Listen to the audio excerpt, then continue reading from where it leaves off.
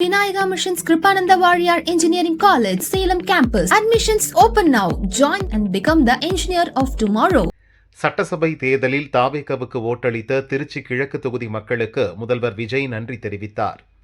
திருச்சியில் உள்ள தனியார் கல்லூரியில் நடந்த இந்த நிகழ்ச்சியில் இந்து சமய அறநிலையத்துறை அமைச்சர் ரமேஷ் பேசினார். இன்றைக்கு இந்த திருச்சியில் அண்ணன் அவர்கள் நன்றி சொல்வதற்காக வந்திருக்கிறாங்க.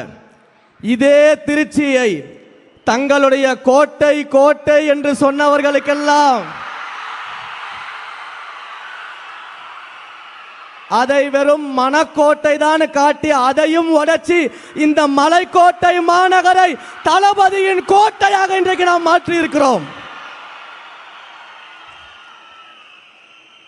சாதாரண நபர்கள் எல்லாம் வேட்பாளராக நிக்க வச்சிருக்கிறாரு.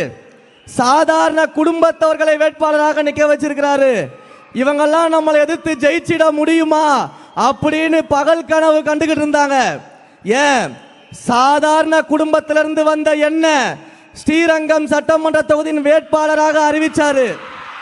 அறிவிச்ச உடனேயே இந்த திருச்சியின் முதலாளி என்று சொல்லக்கூடிய பல பேர் என்ன சொன்னாங்கன்னா, ஸ்ரீரங்கத்தில் வெற்றி பெறுபவர்கள் தான் ஆட்சியை அமைக்க முடியும், அது சென்டிமெண்ட் அப்படின்னு ஏளனமாக பார்த்தாங்க.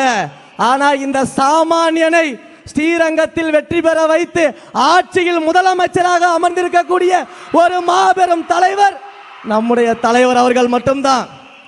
உங்களை போல இந்த இடத்துல இருக்கக்கூடிய பல பேரை இந்த இடத்துக்கு கொண்டு வருவதற்கான வரலாற்றிலேயே ஒரு தலைவர் இருக்கிறார் என்றால் அது நம்முடைய தலைவர் அவர்கள் மட்டும்தான். வேற எந்த தலைவராலும் அது முடியாது. பல்வேறு மேடைகள்ல அண்ணன் முன்னாடியும் சொல்லியிருக்கிறேன், பிரச்சாரங்களின் போது பல்வேறு மேடைகள்லையும் பேசியிருக்கிறேன். அந்த ஒன்றை மட்டும் நினைவுபடுத்திடுறேன். பல இடங்கள்ல சொன்ன சின்ன பசங்கன்னு ஏளனமா பார்க்காதீங்க.